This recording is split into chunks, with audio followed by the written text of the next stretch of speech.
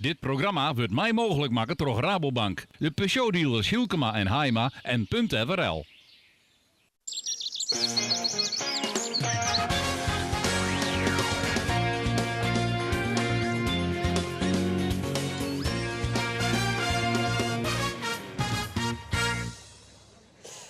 Het wie hier joet geen gebroederlijke strijd op een Hegemenmar, maar wel een strijd tussen gebroeders. Welkom en bij het traditionsjournaal van de IFKS dat joet van de Hegemenmar komt. En het is hier al feest, dat jij je wil. Maar in het Scootjesjournaal praten we vanzelfs verder over de wedstrijd die hier zield waar. Dat doen we met Sippi Tegelaar, uw verste analist, en Jeroen de Vos van de Eeltje 2. Hij zielt in de A-klasse, maar is ook een van de mannen achter het verhaal van de gewichten in de scootjevloot van de IFKS. En uw verslagjouwer Ander Faber, nou, die had het tegen uit zin. Want die stiet op het jinnigste vrouwelijke scootje van de hele vloot van de IFKS, de Ontmoon. Dat alles, mooi vanzelfs heeg. En dat heeft best wel baat bij de IFKS. Sueño cuando era pequeño, sin preocupación, en el corazón. Wat betekent die IFKS nou voor heeg? Nou, een heel soort. Ik denk, er zijn een soort scootjes uit Heeg die er mooi doen. Betreffend is ik nog mooi waar. Nou, ik denk dat het een helemaal een topdag wordt.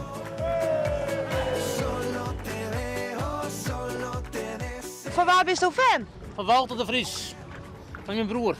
Hij doet het nou knap, laat me waarschijnlijk twaren. Maar ja, dit is ik wel relaxed, hè? Ja, Bierke. pilsje erbij.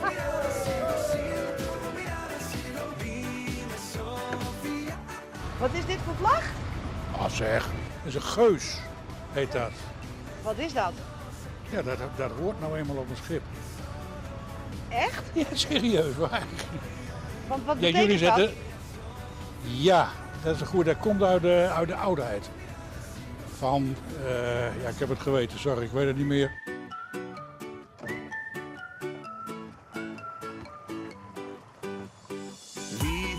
Zou die verkocht worden, Joet?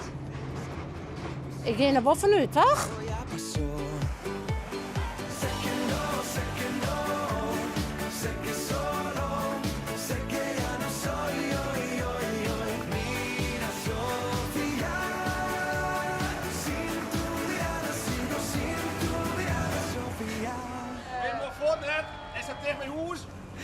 Ja, zo is het. We zijn mooi voort en dicht bij huis. Je hoeft net vier voort voor prachtige beelden en mooie zielerij. Joet, de tredde van de IFKS.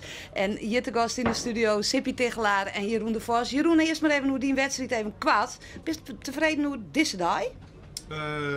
Ja. We zeilden even mooi naar voren en toen weer een beetje naar achter. Dus ja. ja, een dubbel gevoel. Ja, is het een mooie zielerij ontnota? Ja, heel Los erg. van eigen super. prestaties, maar... Ja, nee, super. Maar ja, ik vond het IJsselmeer leuk. We hadden wat moeite met de golven, maar het zijn hele mooie banen en er is goede wind en uitdagend. Het is toch altijd nog genieten. Echt wel. Ja, zo is het. Is dat voor die Sippi? Want er is al 2 weken SKS erop zitten. Ja, maar ik hier van de morgen al om 8 uur bij de routebespreking. Ik vind dat zo machtig mooi om dat al hier te jaren. En doe dus de orenklassen zien. Dus we beginnen al om 9 uur en dan de hele dag. En dan joert maar deze baan en al die wisselingen. Nou, dat is geweldig. Ja, het is van het publiek is om het naar te echt zien. heel mooi. Ja. Ja. En we hebben hier vooral iets goeds in de vloot. Ja. Haha. De stoere wieven van de Ontmoon. Dus we hebben uw stoerste verslagjouwer maar in stuurt. Andor Faber. Ja, ik denk dat ik Joert het beste plakje heb. Hè? Hier op dit vooral scootje, de Ontmoon. Ik zie nog een jonkende skipper, dat is Alisa Stekelenburg. Je bent Joert 12e eindigen. Je bent zien in het algemeen klassement van de C-klasse. Hoe gaat het ontnoten? Hoe vies dat het gaat? Ik vind het super gaan. Ja, het hebben we nooit dacht. Want ik denk, we door mooi en we zeggen wel wat we kennen. Nou ja, één keer weer wat zien worden en de tweede dag weer zanden. Je hoort hier wat minder goede wedstrijd. Heel slecht kan ik wel zeggen. Maar hartstikke leuk. We zijn heel tevreden hoe het nou gaat. Ja. En dat met deze bemanning die hier even rusteert. Asemeer hier vanuit vooral je scootje, de Ontmoon. Dat belooft nog wat. Maar wat zouden we eerst eens doen? De A-klasse, de wedstrijd van... Nou, ze lezen je nest trouwens, hè? Het is feest je nest. Maar ik beziek je daarbij nog het wedstrijdverslag te doen. Ja, een beetje problemen met de start. Ja, 1 keer te vroeg en 1 keer werden we teruggefloten. Ja, dat is dan zo. Ja, dat is dan zo. Maar waar leidt het aan? We doen ons best en we moeten toch wel agressief starten, want anders lukt het gewoon niet. Nee, we hebben niks over in deze klasse. Dus we gaan er vol voor en dan neem je wel een risicootje. Ja. Ja. Maar 2 wedstrijden achter elkaar, dat liep het me net leuk. Nou, het is wat het is. Je probeert het gewoon. En je kan wel zeggen van tevoren van nou weet je wat, ik ga sowieso achteraan starten. Ja, dan heb je helemaal niks. Nee, nou probeer je het nog en nou is het goed gezeten. We zaten aan de goede kant, waren we hartstikke mooi meegekomen. Dus en dan ga je van voor naar achter en dan nu van achter naar voor. Ja. Ja, je kiezen dus toch eigenlijk de onval, maar dat is ontnota nog net goed uitpakt. Ja, want wij hebben geen macht om te verdedigen. Dus ja, dan moeten we wel aanvallen. Zo simpel is het gewoon. Maar aanvallen met beleid is ik nog wat. Ja, ik ben van het lompen, dus huppakee, vol erin. Is dat zo? Nee, toch? Ja, natuurlijk wel. Gewoon alles of niks. Ja. Ja, dat weer Remy de Boer van de eenvoud van Haans. Alles of niks. Wat zou de man van dit schip Joet brengen? We zien voor het eerst op het binnenwetten van Friesland. Maar op de Hegememar lieten Wien het eerst afwitten. En daardoor kunnen Moaans, de C- en B-klasse, net op het tiert van start gaan. Dat gaat wat middies, maar de Lietsa net hieroen, werd toch dat Joet alle keer wat let op gang komt. Maar een wat eerstelijke wien, kreft rijden, liek het de A-klasse uiteindelijk om 3 uur van start te gaan. Liek het, want toch een algehele valse start rint het nog weer uit. Alle skippen matten dus weer om nog eens te starten. En dan, 10 minuten nu rijden, giet het hele veld eindelijk los. Hier de eenvoud van Remy de Boer. Hij liek het dit keer wel goed te starten. Wat het alles of niet voor hem joet bij Heeg. Hier is een mooi oersjoch van het begin van de wedstrijd op de Hegememar. Elke keer zie ik het de juiste koers naar de eerste tonnen. En op die waai liep Tony Brundel er met de Lietse Lies goed bij te zitten. Het is ontnota nog net zijn kampioenschap. Hij stiet met de Lietse Lies op het 9e plak in het klassement. En als we dan bij de eerste tonnen omkomen, docht blikken dat de 6 gebroeders van Klaas Cuperus aan de binnenkant goed zitten en als eerste eromheen giet. Cuperus eindigen juster als tweede en zit er Joet ik weer goed bij. Achter hem giet Tony Brundel met de Lietse Lies om de tonnen. Tredde is Arend Wisse de Boer met de 3 gebroeders. En onder de Efterein had de eenvoud van Remy de Boer het dogs weer dreig. Ze komen als laatste om de eerste tonnen en het liek het Joet dus weer niet te worden. Dat het wel goed gaat is bij de 6 gebroeders van Klaas Cuperus. En dat is knap, want het is pas het tweede jaar van Cuperus en zijn bemanning in de A-klasse. Ze gaan poer best in het Vader Wiense rek. Als ik de rest wien goed in de zielen had, krijg je deze prachtige beelden. Een machtig gezicht van alle scootjes op de Hegemermar. Maar dan is het wel ziekjen naar de klassementsleider. De jonge Jasper van skipper Vrouwtje Ozinga-Meijer. Waar is hij? Nou hier, in de achtervolging, zielt Ozinga-Meijer op het 6e plak. Voorin bezieken Tony Brundel met de Lietse Lies alles om de koppositie oer te nemen van de 6 gebroeders. Maar skipper Klaas Cuperus houdt de kop er goed bij, maakt het de slagen na. En bij het ingaan van de tweede ronde is zijn voorsprong zelfs grutter worden. En op het 3e plak leidt Arend Wisse de Boer met de 3 gebroeders. Als 4e zielt de ervaren Sikke Heerskop met de Wilde Wietse om de tonnen. En even daarachter is het de Elkje 2 van skipper Jeroen de Vos met een beste slag. Hij stiert ziende, maar bij de tweede ronde leidt de Elkje 2 op het 5e plak. Maar dan, na een uren, brekt de zinnen terug en zakken de wien in een voet op de Hegememar. Skippers moeten de wien beginnen op te zieken en daar wordt de 6 gebroeders van Klaas Cuperus het slachtoffer van. Bij het ronden van de boppenste tonnen stiet het hele veld op de kop. En wat er dan van profiteert is Arend Wisse de Boer met de 3 broeders. Hij kiest ervoor om de slag te maken bij de Indiekdel en neemt de koppositie oer. De Boer slacht een aardig god met de nummer 2. En dat is Sikke Heerskop met de Wilde Wietse. En dan komt debutant Florian Zwart met de Ut en Thuis opzetten. Hij wie net tevreden met de eerste 2 wedstrijden. Maar giet nou als het sliet jaagt. De Ut en Thuis draait als tredde om de tonnen heen. Nog voor de Lietse Lies van Tony Brundel. De 6 gebroeders met Klaas Cuperus. Ja, die binnen het hielendal kwiet en zak het weerom naar het 5e plak. En als de finish er dan inleidt, dan docht... Oh, ik sla een stukje oer. De nummers 1 en 2 in het klassement. De jonge Jasper van Vrouwtje Ozinga-Meijer en de streetbur van Sibo Siesling. Die vinden we waarom achter in het veld. Ze speel je Gerol van Betschutting. Maar Wolle Arend Wisse de Boer. Hij wint de wedstrijd en is blied. En wat dan opvalt is dat de 6 gebroeders van Klaas Peres hem dus nog goed hersteld hij in het laatste pad van de wedstrijd. Hij pakt op de finish het tweede plakje voor Tony Brundel van de Lietse Blies.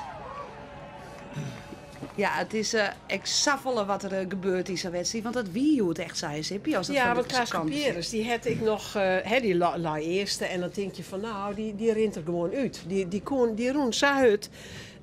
Die pakken ze net meer. En op een gegeven moment laat hij samen weer 5e. Ja. En dan pakt hij dat gelukkig weer in dat laatste stukje. Maar Arend Wisse de Boer, nou, die lag helemaal net in die positie dat hij eerste worden zou. En het is prachtig, want hij voeren vlakbij hem, doet hij naar de finishtagon. En hij zegt ons helemaal wat van, we zijn ze al hier. We zijn ze al hier. Wie de verrassing voor hemzelf liep het. Enorme voorsprong. En Jeroen, volgens mij kwam dat dus omdat hij die fantastische slag maakte bij de Indiek. Hè? Ja. En waarom komt het nou dat daar de wien? Waarom wie de wien daar? Nou, je zit hier met het eiland en daar zit een windschaduw natuurlijk onder. En als de wind dan ruimt of krimpt, dan verschuift ook die windschaduw een beetje. En dan moet je daar dus niet zitten. Nee. En dat is van onder moeilijk in te schatten, maar soms kan je wel zien aan boten die voor anker liggen. En soms halverwege het kruisrak en dan weet je gewoon, nou moet ik die kant op. Ja. Dus wij hadden er ook de mazzel, wij zaten daar. En bijna iedereen ging de andere kant op en Arend zat daar ook. Toen zeilden we samen. Hij was een stukje verder voor dan ons. Ja. Zeilden samen behoorlijk naar voren. Ja, want je kwam van een 12e naar een 5e plak. Ja. Op een bepaald stadium. Ja. En dat het allemaal met die slag te krijgen. Ja. Zal we even naar Arend Wisse de Boer hebben, want die heeft een verhaal. Arend Wisse de Boer. Machtig. Mooi rustig aan boord. Ik vond het helemaal fantastisch. We kregen hartstikke mooi bij de gate. En wij woonden maar in.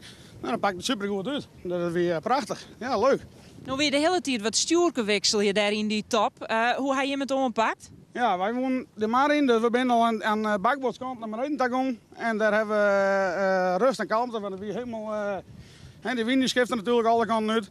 Nou, we hebben iemand aan boord en die rookt hem helemaal afgelazerd. Dus nee, dat komt super, dat weer helemaal mooi, ja. We zeggen de hele tijd wat onrust in het veld achter je. Toch even de rond op ziekje, toch weer waarom naar dat diekje. Alleen... Rust en kalmte, hè. Dus dat weer hartstikke best. Dat is net helemaal mijn stijl, rust en kalmte, maar dat joert al gelukkig. Dus nee, prachtig, hartstikke mooi. Een mooi bakboordskant ook naar beneden, dat is super. Ja. Mooi weer? Ik hoop het wel. Ja, dat doe je best wel. Ja, intussen krijgen wij hier terug dat Marit Bouwmeester van Watten goud helle het bij de Olympische Spelen. Nou, ze had erop wachtje matten, het het een Street West. Maar goed, ze had het helle. Het versield dus nog, Joet. Dus dat is helemaal mooi. Ja, ze had er echt nog versield. Tenminste, dat neem ik aan. Want, en nou snap ik waarom het je nest zou losgaan. Want die hier een tabletje erbij. Dus die had het volgen. Zal wij even eerst het klassement even zien van het IFK Ziel. Want dat is voor je het allerbelangrijkste, toch? Zij is het. Ja. Arend Wisse de Boer, die wint Joet op de Hegemenmar. Daarachter Makkem met Klaas Peres. Tony Brundel, hij is er weer op het derde plak. Florian Zwart, hij doet het ik beter als de eerste 2 dagen. Wordt 4e. Sikke Heerskop 5e. Jaap Hofstee 6e. Michiel Kalsbeek zonde. En ja, Jeroen de Vos 8e Joet hier op de Hegemenmar. 9e is Marijn Olsthoorn. Vrouwtje Ozinga-Meijer zal net heel blied wezen met het 10e plak. Lucas Bauma met de Grutte Pier op het 11e plak. Sibo Siesling 12e. Erik Jonker 3e. Remy de Boer van Haas geen laatste, maar 14e. En Gele Tadema op het 15e plak. Het Jereveen Paul de Koe is laatste Joet. En dat brengt me bij het algemeen klassement. Vrouwtje Ozinga-Meijer stiet nog gewoon op het eerste plak met 2,9. Daarachter Klaas Peres er dicht op met 4 punten. En daar weer heel dicht op Sibo Siesling met 4,9. Dan een heel iets gotje met Jaap Hofstee 8 punten. En Lucas Bauma, ik 8 punten. En 8,9 voor Arend Wisse de Boer nou op het 6e plak. Tony Brundel, zonde met 10 punten. En op de 11e plak Sikke Heerskop. Florian Zwart, 9e Jeroen de Vos, 10e Gele Tadema, 11e Michiel Kalsbeek, 12e Marijn Oosthoorn stiet op het 13e plak, 14e Erik Jonker, 15e Paul de Koe en Remy de Boer nog op het laatste plak, 16e. Oké, het is nevens mij bij de IFK's altijd wel aardig spannend in het klassement, want het stiet nou toch aardig dicht bij elkaar. Ja. Maar opvallend nou is dat er wel bepaalde skippen naar voren komen die je daar eens net zo direct verwachten. En dat is wel heel speciaal. En just ik, die enorme wisseling. En Sibo die stiert dan nou in dat klassement nog wel mooi. Maar hij heeft een hele minne wedstrijd zielt, Joert. Dus hij kan nou helemaal niks meer verliezen. Dus dat, en Sabine en Makkum is natuurlijk geweldig. Vrouwtje ook natuurlijk. En het geldt voor vrouwtje net zo. Ja, het zou uniek wezen als vrouwtje Ozinga. Hè? Dat zou dan de eerste vrouw wezen die zijn kampioenschap wint. Ze ziet er vorig jaar heel dichtbij zelfs. Maar ja, er is dit hier wel wat verloren. Die skippen die binnen, sommige skippen, die is fitter worden. En daar weet Jeroen Valmeer van een week. Ja, daar komen we dadelijk uitgebreid op te praten. Ja. Want dat heeft wel zien invloed. Just dat? No? Nou, kijk, of je nou eerste wordt hier of laatste, dat is natuurlijk afhankelijk van een hele hoop factoren. Het schip, de bemanning, de zeil, je spullen, hoe de kant je opvaart en daar is het gewicht.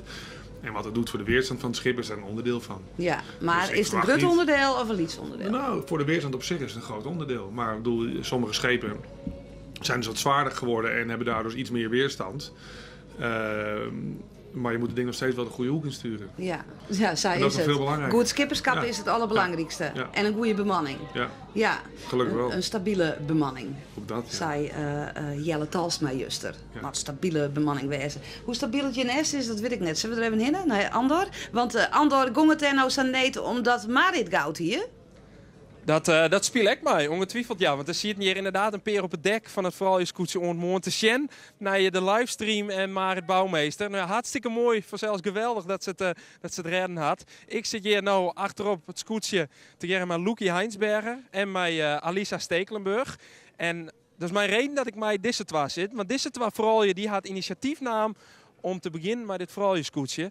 Loekie, hoe is dat zo te staan, Ka? Nou, we zaten gewoon in november vorig jaar zaten wij op de Gallimadamma eventjes gewoon gezellig wat na te drinken met de kerst. Gewoon ter afsluiting van het jaar. En toen hadden we het er eigenlijk een beetje over. En met Jacob Huisman en zo. En nou, gezellig borrelen. En toen kwam dit idee in ene tot stand eigenlijk. Ja, er zat nog wel een kleine geschiedenis ervoor. Maar in principe is dat het verhaal. Maar dan komt het zo te staan. Maar dan is het net voor dadelijk zo dat het scootje er is, Alisa. Nou, dat is eigenlijk wel een beetje sagiend, want ik vaar wel vaak met Jacob Huisman en we komen op bij Amsterdam, dus wel een soort zin. En toen zei Jacob zo, kijk, een scootje van die brug, ik wil graag een ploeg vooral varen. Ken dat? Hij zei, nou, neem maar met je. Nou, zet er altijd zo mooi zo makkelijk. Ja, zo makkelijk ging dat. En hij was enthousiast en hij vond het leuk. En nou, zat wanneer dat ging. Ja. En dan is het nou uiteindelijk Safir. Sterker nog, we binnen al 3 dagen ben wel ondergang. Wie als het boorskip on het jong is van Marit en haar gouden medaille. Maar we zijn nog 3 dagen ondergang. Hoe gaat dat ontnoten? Want je hebt dus nooit zie je in het algemeen klassement. Ja, wij zijn super tevreden tot nu toe. En wij hebben gewoon een fantastische tijd. Geweldige ervaringen. We leren zoveel elke dag. En, het is gezellig, verneem ik al. Want je hebt zien krijgt de jong en te springen en te douchen. Ja, we hebben echt een fantastische tijd. En we hebben ook een hele muzikale ploeg. En het is gewoon een heel groot feest eigenlijk. En mooi zeilen. Ja, het is feest. Dat is vanzelfs belangrijk. Maar het lijkt mij dat het ook om het zielen gaat en de prestaties. Ja, nou ja, natuurlijk gaat het ik om het zien. Alleen het begint wel mooi met een soort willing, hè. Dat we altijd wel, zo ben ik begonnen, van met wasvarien, dat het leuk is. Nou ja, dat geldt voor iedereen, denk ik. Maar ja, en daarnaast, het is het eerste hier, na een scootje voor u. En hoe gaan we het doen? En een vrouwenploeg, hoe gaan we het doen? Nou ja, zaadwanden. We zijn gewoon blij dat we in ieder geval nog net lezen. We nog 1 keer lezen we naar woord. Maar net als eindstand, omdat we disqualificatie zien. Maar waar ga je hem al die vrouwen opskarrelen? Want ja, het is een hele ploeg. Dat ging heel snel. Binnen een week ging de ploeg compleet. Ja. Mailtje erdoor uit en via kon horen meestal weer. En zijn weer de club compleet. Ja. Dus eigenlijk gaat het hartstikke goed. Ja, wij zijn echt, voor ons is de week al echt helemaal geslaagd. Ja. En zo'n mooie gevarieerde windshift en ook de ene keer waar je een mooi flink briesje en de andere keer bijna geen wind. Het is echt super. Wat wie ontnoot de heftigste dag? Ja, wel zaterdag. Ja, dat was goed even aanpakken met iedereen, maar het ging fantastisch. En we hadden een mooie, wat was het, 10e plek toen zaterdag. Ja, nou, en het ging gewoon mooi en we waren echt super tevreden. Echt, het was beuken, maar het ging goed. Ja. Sneun dus op de golven behielpen op de IJsselmaar Assen meerderroer bij de Ontmoon. Ja, stoere vrouw, toch net Jeroen? Ja, ik denk het wel. Ja. Ik wist niet dat ze 10 waren geworden met die harde wind, maar dan moet je toch wat per kaas hebben aan de schoot af en toe. En, ja, want dat lijkt me toch wel een verschil. Vrouwen ben, ja, het is geen disqualificatie, maar ze zijn minder sterk als Molly. Ja, ik denk het al, ja. Ja, vaak wel krijg wat slimmer zelfs. Ja, misschien is dat het. Misschien is dat het. Dat doen ze het erop misschien. Cecile Toek. Ja, Cecile Toek, ja. Maar ik kan me zo voorstellen, zoals Ardoen Sneun, dan is het beulligjen op die IJsselmaar. En dat je dan een heel soort krachtproeken mat. Ja. En dat ze het scheelt ook, als je het schip goed in de trim hebt, dan hoef je minder te doen. En als het niet goed in de trim is, dan ben je alleen maar aan het werken en aan het doen. Ja. Dus als ze dat goed voor elkaar hebben, dan wordt het in ieder geval iets lichter voor ze. Ja, nou dan doen ze dat vast. Ja. Ik wil het even verder hebben met jou over het gewicht van die scootjes. Ja. Lees eens uit. Je hebt met jouw man nam je het initiatief van dat gewicht van die scootjes, dat moet gelijkmatiger, dat moet beter verdeeld wezen. Waarom is dat belangrijk? Nou, het is begonnen met de zeilformule. We zijn door de schippersvergadering maar weggestuurd om met voorstellen voor een betere zeilformule te komen. Toen zijn we gaan kijken welke factoren zijn er nu van invloed op de zeilprestatie van een schip. Op de weerstand bijvoorbeeld. We hebben heel veel dingen bekeken en uiteindelijk kwam gewicht daar als grootste uit. En die invloed was enorm. Soms tot boven de 10%. Dat betekent dat je 10% harder vaart, maar dat is een enorm getal. En toen zagen we ook nog dat uit metingen van de commissie-generaal een paar jaar terug, dat de spreiding van gewicht in de vloot enorm was. Tonnen. En er zaten in de A-klasse wel gewichtsverschillen van wel 4 ton. Ja. Tussen de lichtste en de zwaarste. Ja. En de bedoelsting dat beïnvloedde dus de competitie. Ja, ik bedoel, dus je hebt één ding dat gewicht een enorme invloed heeft op de weerstand. En een andere ding dat er enorm veel variatie aan gewicht is in de vloot. Ja. Dus toen hebben we gezegd, we kunnen met die zeilformule bezighouden. We moeten eerst naar het gewicht gaan kijken en misschien moeten we die spreiding in gewicht minder maken. Dus dan zouden, dat hebben we ook zo verteld aan de schippervergadering. En die hebben gezegd, maken jullie dan een voorstel hoe je dat moet doen. En daar zijn we toen weer. Dit is wel een proces van jaren geweest. Dit het jedend worden voordat het zijn vier. Ja, het is ook eerst een bewustwording geweest. Dat mensen wel snappen. Je kan zomaar zeggen... maar ik kan me voorstellen dat net elke skipper er blij mee is. Want daar kan het nadelig voor wezen. Nee, dat ook. Maar uiteindelijk is het wel... we hebben heel veel vergaderingen gehad, discussies. We hebben zelfs avonden georganiseerd bij Sikke aan boord. Waar we dan met 10 schippers zaten en daarover spraken. En onze dingen bijslepen aan wat mensen zeiden. Mensen echt oetjoeg je mag. Nee, dat denk ik niet. Maar overtuigen misschien een te groot woord. Maar we hebben ze meegenomen in het proces. Ja. En uiteindelijk is er unaniem gestemd en heeft het voorstel het gehaald. Maar hoe scheelt het ik dat je draagvlak krijgt omdat je uit de skippersgroep komt? Dus dat het net van boppen op betocht is en toch heegleraren is maar die het verstoren van hebben. Maar je hebt dat Marcie Fjouwen, deadline. Ik denk dat het helpt, maar uiteindelijk is het gewoon het verhaal dat het gewoon duidelijk is voor de mensen van wat is er nu aan de hand. En mensen zagen ook wel dat de gewichtsverschillen zo enorm waren. Als je nergens een oud casco vindt en je doet er helemaal niks aan en je bouwt het zo licht mogelijk op en zo min mogelijke spullen eraan, dan kost het je ook zelfs minder om een schip heel erg licht op te bouwen. Dus mensen zagen ook wel ik ben nu al misschien wel licht met mijn schip, maar in de toekomst is dat misschien anders. Ja. Want de volgende doet het nog veel gekker. Ja. En de volgende doet het nog gekker. Dus het is ook een ontwikkeling. En waar kom je dan uit? Waar kom je dan uit? Ja. En dan is schepen zwaarder maken is een relatief eenvoudige manier. Het kost natuurlijk ook wel geld. Daar zijn we ons van bewust. En dat is allemaal moeizaam ook. Maar het is de meest makkelijke manier. Want wat kost dit dan? Nou, kijk, de mensen die uiteindelijk moeten bijballasten, die moeten ballastgewicht kopen. Of het nou een lood is of staal of wat dan ook. Ja. En ze hebben per keuring €300 per schip. Ja. En als dan nou naar de zielerij just, heeft het invloed? Nou, wat ik net zei, natuurlijk heeft het invloed, maar het is een hele hoop factoren. Verskoten de kansen? Ik denk dat het nu te kort dag is om daar een duidelijk antwoord op te geven. En nu zien we, in het voorseizoen hebben natuurlijk heel veel schepen gekeurd. De technische commissie van de IFKS en ook andere schippers hebben daarbij geholpen. Heel proces geweest. Een kleine A-klasse en een grote A-klasse, allemaal gekeurd. Ja. 4 schepen op een dag. Nou, dan kan je rekenen hoeveel dagen dat zijn geweest. Het is een enorme inspanning geweest van heel veel mensen. En die schepen zijn daarna langzaam bijgeballast. En nu is eigenlijk de eerste gelegenheid dat we kunnen zien van hoe werkt het. Meer te kennen. Ik wil even Tony Brundel. Die het er heel kwart even wat oer zijn bij u. Nou, je komt sowieso trager op gang met overstag. Daar zijn we vroeger in het verleden tik, weet je wel.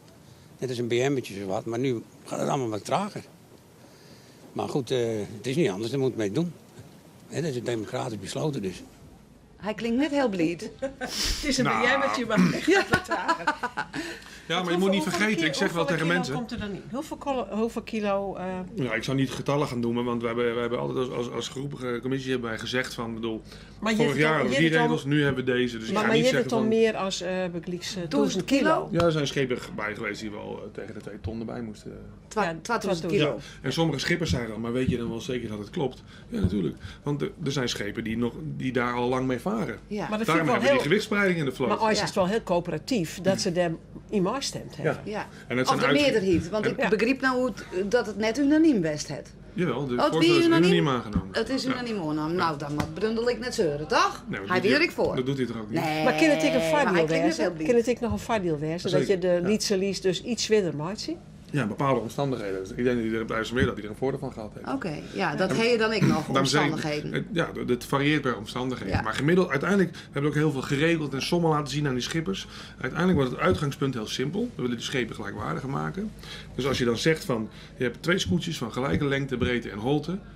Moeten evenveel wegen. Ja, maar heb je voor die eigen scootje geval genomen? Nee, wij mogen er nog 600 kilo uithalen.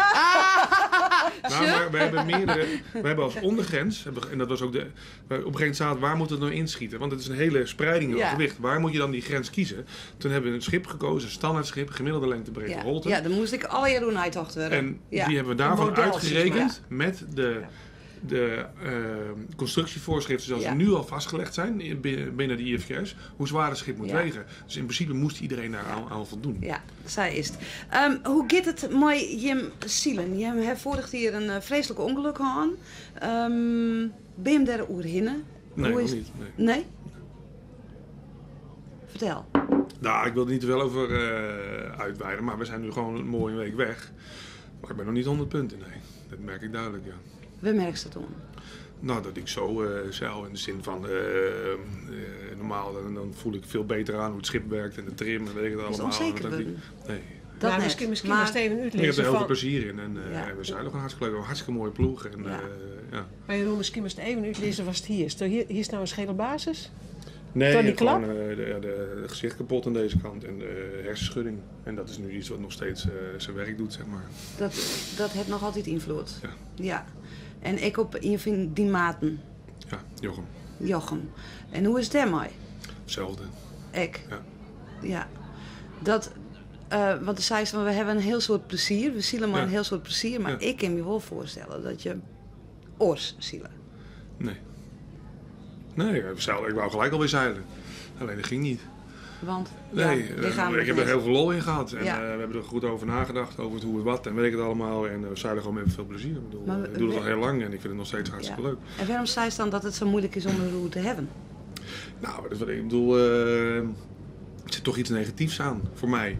En ik heb nu zoiets van, we zijn nu een week weg en we hebben het hartstikke leuk. Ja. Er moet nog iets meer naar voren. Maar, betekent het dan, zonder dat wij psychologisch wijzen willen, maar betekent het dan dat het nog net verwerken heeft? Maar wordt dat volle langer dan je misschien op de eerste gezicht denkt? Het zijn altijd nog dingen die spelen, maar je moet ook gewoon verder kijken op een gegeven moment. Ja. En dat doe je op dit moment. Het is ook een verhaal wat natuurlijk...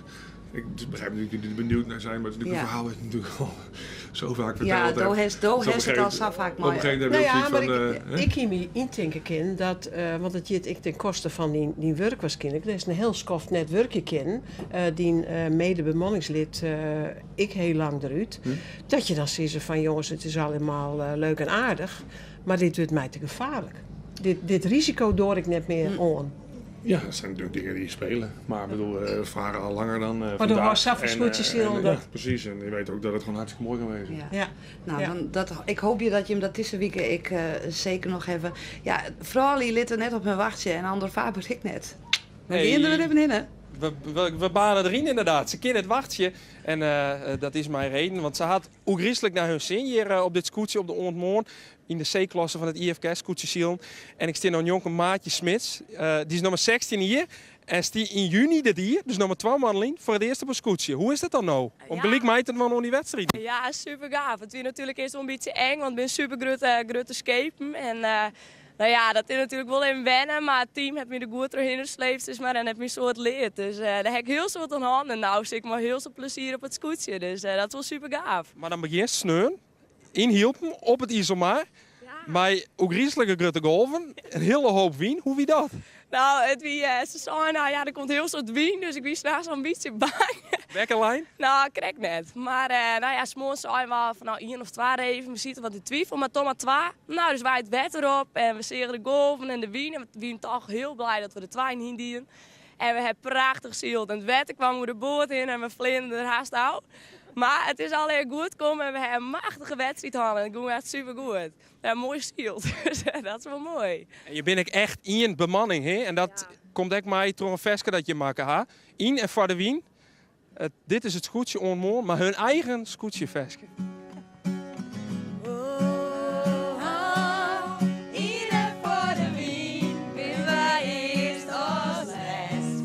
Zelfs misschien ertussenin de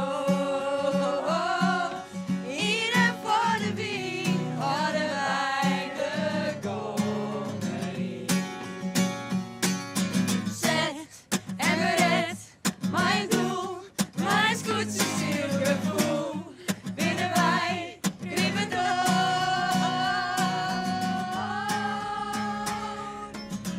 Ja. En het bleef nog lang gezellig op de ontmoen met Andor Faber en de vrouwen.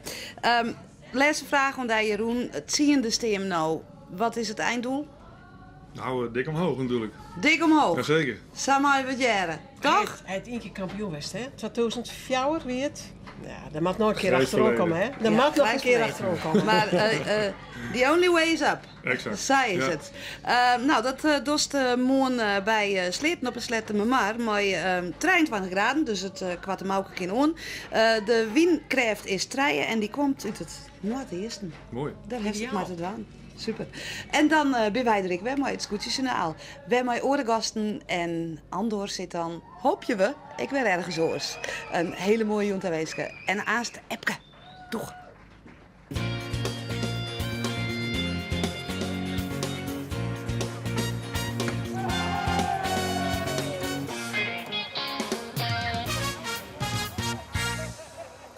Dit programma waard mij mogelijk maken door Rabobank, de Peugeot-dealers Heima en Hielkema en .frl.